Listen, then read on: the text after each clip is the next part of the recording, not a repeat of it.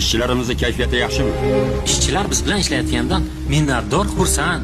Ko'nglingizni xotirjam qiling, Bahodir aka. Bahodir aka 1 minut. Labbay.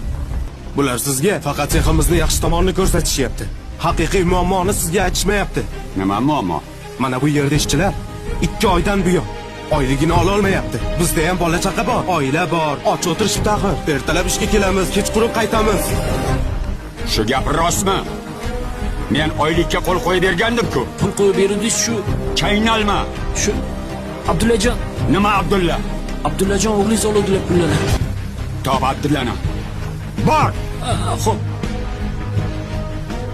Mana shu zavodni halol mehnatim bilan, peshona terim bilan qurganman. Ada, qo'ysizchi, qattiq yo'q bir ish ekan. Arzimagan pul bo'lsa, berib o'raman hozir o'sha pulni. Qaytaraman. Nimani berib o'rasan? Ishchilar oldida to'kilgan obro'yimni qaytarasanmi? Ha? Shuncha mehnatimni qaytarasanmi? Sen o'sha olgan pulingda nechta ishchini, bolasini rizqi bor. Sen rizqini qiyib, ayshi ishrat qilyapsanmi? Ularni nochor holatga tiqib qo'yib, mazza qilib yuribsanmi?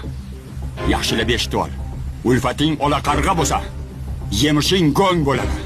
Tushundingmi? Sen aybini bekitayotgan ikkita sherigingni oldi. Oddiy sexda ishlaysan. Oddiy ishchi bo'lib ishlaysan. Eng qora ishda ishlaysan.